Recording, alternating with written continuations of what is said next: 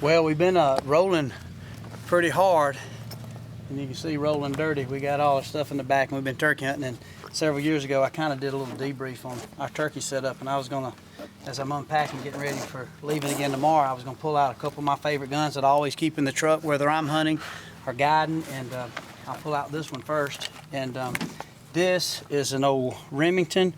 I'm not even sure if they still make this gun, but it's a V3. Real similar to 1187. You know, I think it's a 26-inch barrel. I've got one of our Carlson choke tubes in it. This one is a 660. Here's one still in the package. Actually, this here is actually one we just come out with. This got actually ports in the tube. Same extension, maybe it's a little longer, but a 660. Real proud to be partnered up with Carlson. This gun here is a really tight shooting gun. Obviously, it can shoot all the way up to 3-inch. I'm a big fan of a 3-inch shell. And then obviously I got my leather. Sling on it. This is the first one. You don't even have bone collector. This is the first one when I first bought the Sling in Alabama. And one thing I added to this gun is this RXS, this AR optics that Bushnell makes, a red dot. It's really slimline.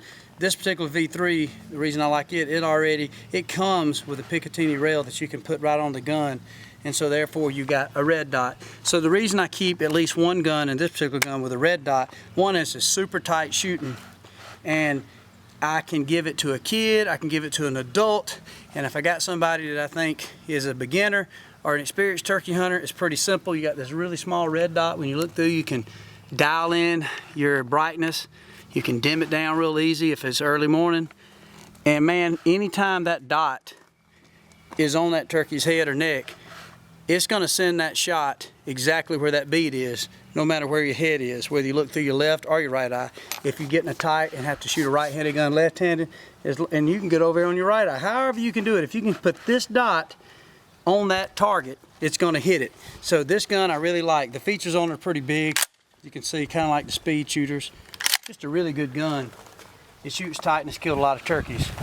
Another gun that I keep in my gun safe, or in this case, the little handy dandy soft case, it's old Grady. This gun right here is super sentimental. I always keep a habit too when the guns are unloaded. I put this little safety thing in there. I like it. It kind of shows me the gun's unloaded. I always keep a Tacticam on Grady because it's always in the middle of the action. 1187, I got this gun probably, I would say year 93 or 4. I can't remember the year I won the turkey calling contest. I've dipped it several times. Same thing. I got a Carlson, one of the newer choke tubes. It's got the little engraving, looks like a turkey spur. Super tight shooting choke. Really designed for lead, you know, the heavy shot or the TSS. It does really well. And this particular gun, it's due. I just come off a trip, and it's due for a few more notches. I think I'm at 91. We just killed 4 more with it. So let me just tell you, we're gonna be up close to 100. A lot of turkey restoration is taken after this gun is hit the woods.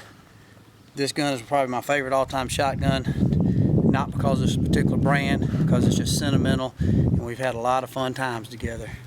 I still throw on my leather strap, and when I pick it up and put it on my shoulder, it feels like part of me, and it just feels like I should call my wife and tell her to get the grease hot. That's just what it feels like. So that's a quick rundown of my turkey guns.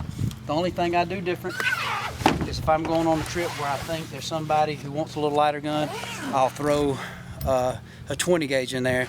Same choke tube in that Carlson, and typically my favorite go-to in that is a Benelli little M1 I got. It's really lightweight. It's easy for kids to handle, women, but it's also a bad gun for a grown man if they want to go out there and stroke a turkey with a 20 gauge. So these 2 Remingtons and a Benelli N1 that I got, that's got a 28-inch barrel, that's what I take to the turkey woods. Usually those guns are in the back of my truck at all times. So I got a camera on my truck too, so if you can see my truck parked, bone collector sticker and them guns are in it, if you steal them, I'm gonna be watching you.